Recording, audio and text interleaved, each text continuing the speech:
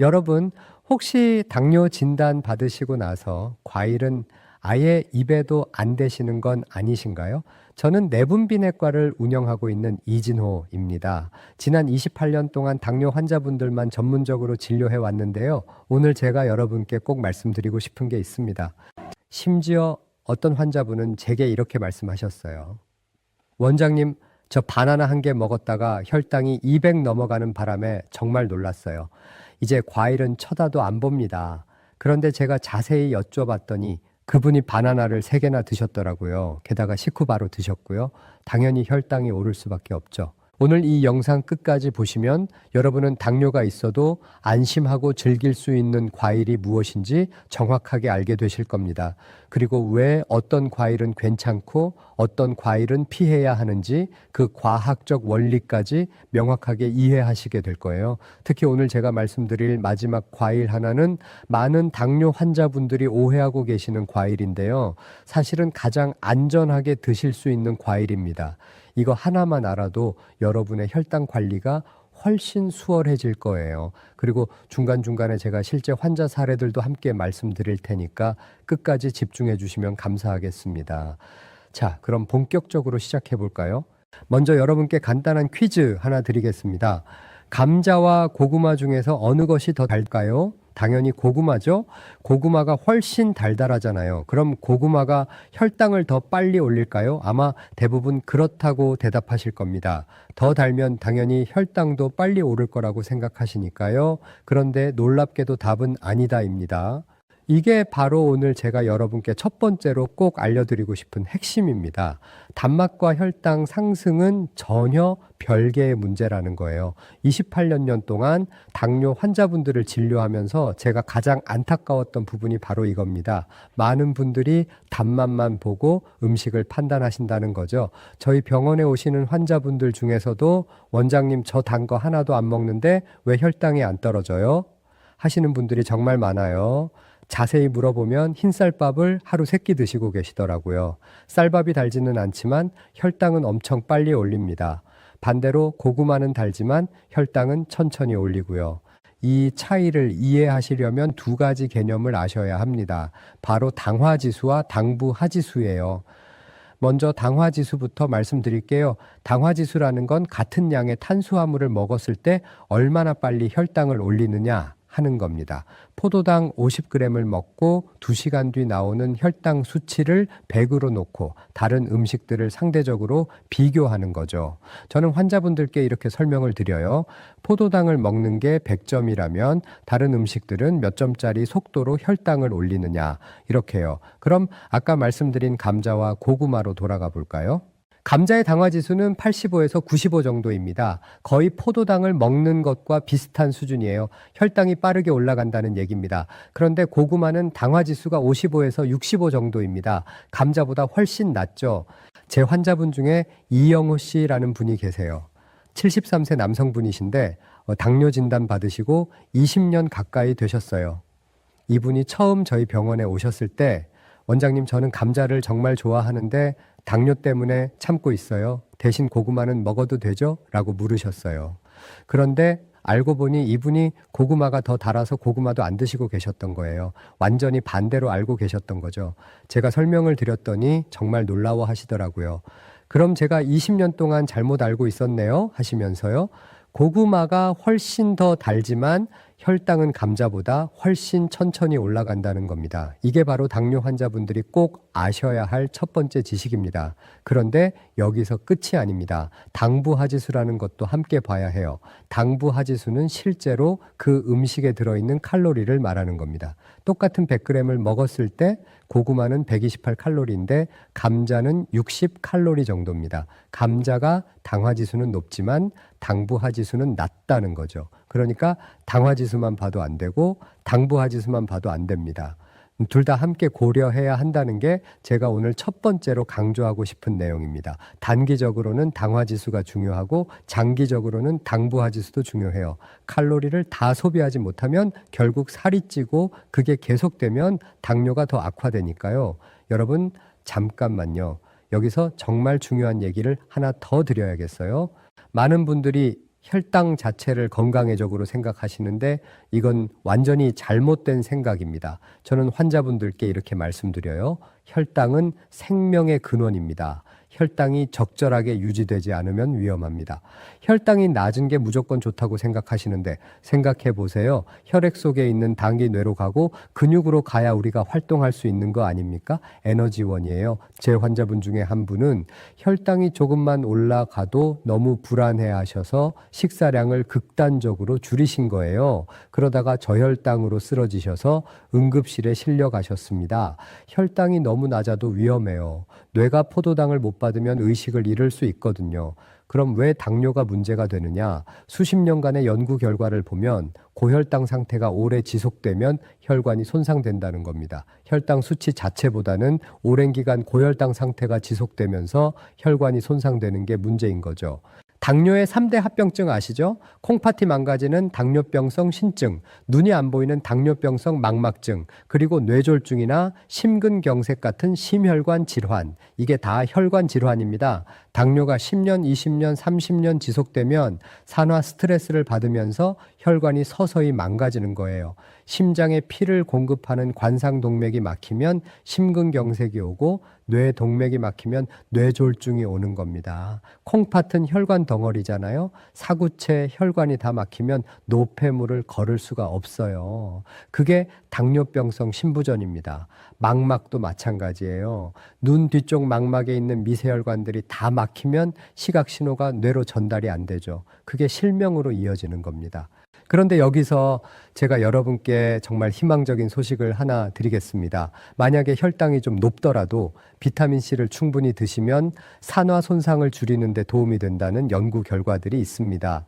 여러 연구에서 당뇨 환자들에게 비타민C를 투여했더니 혈관 내피 기능이 개선되는 효과가 관찰됐어요. 비타민C가 산화 스트레스를 중화시켜주기 때문이에요. 그래서 제가 환자분들께 항상 강조합니다. 당뇨 환자분들은 비타민C를 꾸준히 드시는 것이 도움이 될 수 있다고요.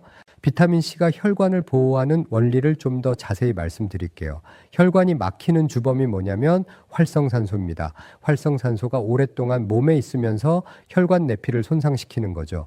여기서 콜레스테롤 얘기가 나올 수밖에 없는데요. 많은 분들이 콜레스테롤을 나쁜 물질로만 아시는데 그게 아니에요. 콜레스테롤은 우리 몸에서 호르몬을 만들고 세포막을 구성하는 꼭 필요한 물질입니다. 문제는 콜레스테롤이 활성산소에 의해 산화될 때예요. 콜레스테롤이 활성산소에 공격을 받아서 산화되면 그때부터 혈관벽에 침착되기 시작합니다. 산화되지 않은 멀쩡한 콜레스테롤은 혈관에 잘 쌓이지 않아요. 산화된 콜레스테롤이 손상된 혈관 내피에 침착되면서 점점 쌓여서 혈관을 막는 거예요. 이건 수많은 연구에서 이미 증명된 사실입니다. 고혈당 상태가 되면 활성산소 양이 늘어납니다. 단기 많으면 산화 반응이 활발해지거든요. 그때 비타민C를 충분히 먹으면 늘어난 활성산소를 중화시켜서 혈관 손상도 줄이고 콜레스테롤 산화도 막아주니까 도움이 되는 거죠. 실제로 제 환자분 중에 정미숙 씨라는 분이 계세요. 68세 여성분이신데 당뇨 진단 받으신 지 15년 되셨어요. 당화혈 색소가 8.5 정도로 관리가 잘 안 되셨던 분이에요. 이분께 식사 조절과 운동은 물론이고 비타민C를 하루 3번 꾸준히 드시라고 권했습니다. 6개월 후에 검사를 해봤더니 당화혈 색소가 7.2로 떨어졌어요. 물론 식사 조절과 운동의 효과도 있었겠지만 전반적인 대사 기능이 개선된 거죠. 그럼 당뇨 환자분들은 비타민C를 어떻게 드셔야 할까요? 이상적으로는 시간 간격을 두고 나눠 드시는 게 좋습니다. 비타민C는 수용성이라 몸에 오래 머물지 않거든요.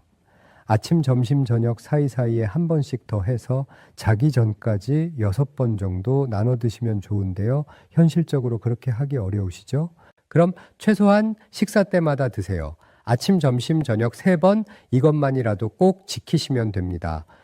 용량은 의사와 상담하셔서 본인에게 맞는 양을 정하시는 게 좋습니다. 아침을 안 드시는 분들도 계시잖아요. 그런 분들은 어떻게 하느냐? 꿀 한 숟가락과 함께 비타민C를 드시면 됩니다. 잠깐, 꿀이요? 당뇨 환자가 꿀을 먹어도 되나요? 네, 많은 분들이 놀라시는데요. 꿀은 당뇨 환자에게도 생각보다 괜찮은 편입니다. 꿀의 당화 지수는 55 정도예요. 흰쌀밥이 80이 넘는 걸 생각하면 꿀이 낫죠. 게다가 꿀에는 몸에 좋은 효소들과 미네랄이 들어있어요. 물론 많이 드시면 안 됩니다. 한 숟가락 정도만 드시는 거예요. 그 정도는 혈당에 큰 영향을 주지 않으면서도 공복에 비타민C 드실 때 속쓰림을 예방해 줍니다. 자, 이제 본격적으로 과일 얘기로 들어가 볼까요? 여러분, 과일을 선택할 때 절대 단맛으로만 판단하시면 안 됩니다. 어떤 종류의 당이 들어있느냐가 훨씬 더 중요해요. 과일에 들어있는 당은 크게 두 가지입니다. 포도당과 과당이에요. 포도당의 당화지수는 100입니다. 기준점이죠. 그런데 과당의 당화지수는 얼마일까요? 놀랍게도 19밖에 안 됩니다. 과당이 더 달아요. 설탕보다 달콤하게 느껴지죠. 그런데 혈당은 포도당보다 훨씬 천천히 올린다는 겁니다. 왜 그럴까요? 과당은 포도당과 달리 소장에서 바로 흡수돼서 혈액으로 가지 않아요. 간으로 먼저 가서 천천히 대사되거든요. 그래서 혈당을 급격하게 올리지 않는 거예요. 이게 무슨 의미냐면요. 과당 함량이 높은 과일일수록 당화 지수가 상대적으로 낮은 경향이 있다는 겁니다. 그럼 구체적으로 어떤 과일이 어떤 당으로 이루어져 있을까요? 먼저 수박부터 볼까요? 여름에 수박 시원하게 한쪽 드시면 정말 좋죠. 그런데 수박은 포도당 함량이 높은 편입니다. 수박의 당화 지수는 72에서 80 정도로 높아요. 혈당이 빠르게 올라갑니다. 당뇨를 걱정하시는 분들은 수박을 조심하셔야 합니다. 특히 여름에 수박을 한 통 사서 냉장고에 넣어두고 수시로 드시는 분들 계시잖아요. 그러시면 혈당 관리가 어려워요. 제 환자분 중에도 여름에 수박을 많이 드시고 혈당이 크게 올라서 놀라신 분이 계셨어요. 그럼 반대로 생각해 볼까요? 요즘 포도 정말 달지 않습니까? 샤인머스켓 같은 거 드시면 입안에 꿀이 흐르잖아요. 혈당 엄청 올릴 것 같죠? 그런데 포도는 과당 함량이 높은 편입니다. 포도의 당화 지수는 43에서 53 정도로 의외로 낮아요. 수박보다 포도가 훨씬 달지만 당뇨 환자분들은 수박보다 포도를 상대적으로 더 안전하게 드실 수 있다는 겁니다. 단감도 마찬가지입니다. 단감 정말 달죠? 그런데 단감도 과당 함량이 높아서 당화 지수가 50 정도예요. 혈당을 비교적 천천히 올립니다. 그 다음에 사과, 오렌지, 딸기 같은 과일들은 포도당과 과당이 섞여 있어요. 당화 지수가 40에서 50 사이로 중간 정도라고 보시면 됩니다. 특히 사과는 식이섬유도 풍부해서 당뇨 환자분들께 추천드리는 과일 중 하나예요. 하루에 작은 사과 1개 정도는 드셔도 괜찮습니다. 여기까지 들으시면서 궁금하신 게 있으실 겁니다. 그럼 도대체 어떤 과일이 당뇨 환자에게 제일 좋은 거예요? 제가 지금부터 말씀드리는 이 과일 정말 주목해 주세요. 당화지수가 낮으면서도 영양가가 풍부한 과일은 바로 바나나입니다. 바나나요? 바나나가 달잖아요. 게다가 탄수화물 덩어리 아닌가요? 맞습니다. 바나나 달아요. 그리고 탄수화물도 많아요. 그런데 바나나의 당화지수는 51에서 60 정도로 과일 중에서 중간 정도입니다. 많은 분들이 바나나를 당뇨의 최악의 과일이라고 생각하시는데 생각보다 괜찮은 과일입니다. 바나나는 저항성 전분이 들어있어요. 특히 덜 익은 바나나일수록 저항성 전분이 많죠. 저항성 전분은 소장에서 소화되지 않고 대장까지 가서 천천히 분해돼요. 그래서 혈당을 급격하게 올리지 않는 겁니다. 게다가 바나나에는 칼륨이 정말 풍부해요. 당뇨 환자분들은 혈압 관리도 중요한데 칼륨이 혈압 조절에 도움을 줍니다. 미국 당뇨병 학회에서도 바나나를 당뇨 환자가 적절하게 섭취할 수 있는 과일로 분류하고 있어요. 단 여기서 주의하실 점이 있습니다. 당화 지수가 중간 정도라고 해서 무한정 먹으면 안 됩니다. 바나나 한 개에는 약 100칼로리 정도가 들어있어요. 당부하를 생각해서 하루에 1개 정도만 드시는 게 적당합니다. 그리고 너무 익은 바나나보다는 살짝 덜 익어서 노란색이면서 끝부분이 약간 초록빛을 띠는 바나나가 더 좋아요. 저항성 전분이 더 많이 남아있거든요. 당화지수가 낮아도 한 번에 3개, 4개 드시면 결국 총 칼로리가 높아지고 그게 쌓이면 살이 찌고 장기적으로 당뇨 관리에 좋지 않으니까요. 자, 여기서 잠깐 정리를 해볼까요? 당뇨 환자분들이 과일을 선택하실 때는 이렇게 하세요. 첫째, 단맛으로 절대 판단하지 마세요. 과당 함량이 높은 과일이 상대적으로 혈당을 천천히 올립니다. 둘째, 포도당 함량이 높은 수박 같은 과일은 조심하세요. 특히 여름에 주의하셔야 해요.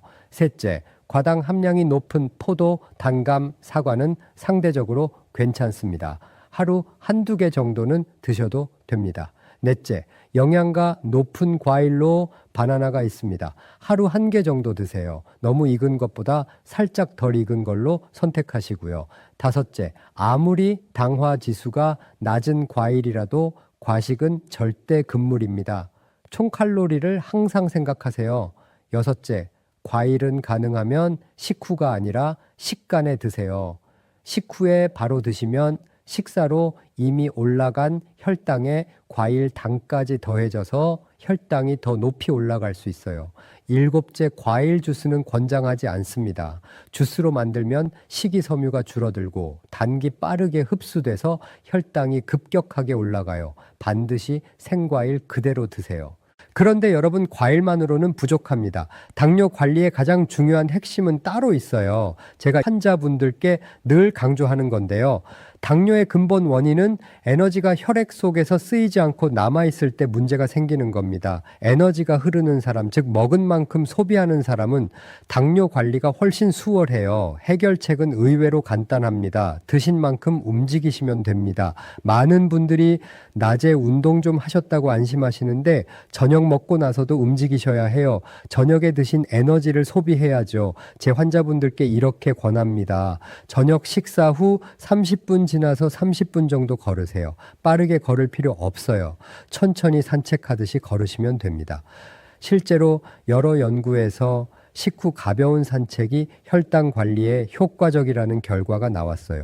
많은 분들이 맛있는 음식을 드시잖아요. 맛있으면 자연스럽게 많이 먹게 되어 있어요. 저도 마찬가지고요. 그런데 문제는 운동을 충분히 안 하신다는 겁니다. 요즘 우리 생활을 한번 생각해 보세요. 자동차 타고 다니고 엘리베이터 타고 에스컬레이터 타고 현대 문명이 우리가 움직일 기회를 너무 많이 빼앗아 가고 있어요. 제 환자분 중에 최동훈 씨라는 분이 계세요. 65세 남성분이신데 당화혈색소가 9.0까지 올라가셨던 분이에요. 약도 3가지나 드시고 계셨고요. 이분께 제가 딱 한 가지만 부탁을 드렸어요. 식사는 지금처럼 하시되 저녁 식사 후에 꼭 30분씩 걸으세요. 매일 빠짐없이요. 처음에는 원장님, 제가 낮에 일하느라 피곤해서 저녁에는 쉬고 싶어요 라고 하시더라고요. 그래서 제가 말씀드렸죠. 지금 쉬시면 나중에 합병증 때문에 평생 쉬셔야 할 수도 있습니다. 그 말이 와닿으셨는지 정말 열심히 실천하셨어요. 3개월 후에 검사를 해봤더니 당화혈색소가 7.8로 떨어졌어요. 6개월 후에는 7.2까지 내려갔고요. 약은 그대로인데 운동만 추가했을 뿐인데 이렇게 좋은 변화가 온 겁니다. 섭취한 에너지만큼 소비해야 해요. 들어온 에너지만큼 나가야 합니다. 에너지가 남으면 살이 찌는 것뿐만 아니라 맛있는 음식을 많이 먹다 보면 혈당이 빨리 올라가는 음식들도 많이 섭취하게 되잖아요. 특히 60대 이상 되시면 기초대사량이 떨어져요. 젊었을 때랑 똑같이 먹어도 살이 찌고 혈당이 올라가는 이유가 그겁니다. 그러니 더욱더 움직이셔야 해요. 그런데 무리하게 운동하실 필요는 없어요. 격렬한 운동보다는 꾸준한 운동이 훨씬 중요합니다. 아침에 일어나서 스트레칭 10분, 점심 먹고 가볍게 걷기 20분, 저녁 먹고 산책 30분. 이 정도만 하셔도 충분해요. 관절이 안 좋으신 분들은 수영이나 아쿠아로빅도 좋습니다. 물속에서 하는 운동은 관절에 부담이 적으면서도 전신 운동이 되거든요. 규칙적으로 드시고 꾸준히 움직이시면 작년에 높았던 혈당은 정말 달라질 수 있습니다. 마지막으로 몇 가지만 더 말씀드리고 마무리하겠습니다. 당뇨 환자분들 정기적인 검사 꼭 하세요. 혈당 수치만 보지 마시고 혈관 건강도 함께 체크하셔야 합니다. 3개월마다 당화혈색소 검사하시고 1년에 한 번은 혈관 검사, 신장 기능 검사, 안과 검사 꼭 받으세요. 특히 안과 검사가 중요해요. 당뇨병성 망막증은 초기에는 증상이 없다가 나중에 갑자기 시력을 잃을 수 있거든요. 1년에 한 번 안과 검진 받으시면 조기에 발견 발견해서 치료할 수 있습니다. 신장 기능도 마찬가지예요. 소변 검사로 간단하게 체크할 수 있으니까 정기적으로 받으세요. 그리고 발 관리도 정말 중요합니다. 당뇨가 오래되면 신경병증이 와서 발에 상처가 나도 잘 못 느끼는 경우가 많아요. 매일 저녁 발을 깨끗이 씻으시고 상처가 없는지 확인하세요. 작은 상처라도 방치하면 큰 문제로 이어질 수 있습니다. 발에 상처가 생기면 바로 병원에 오세요.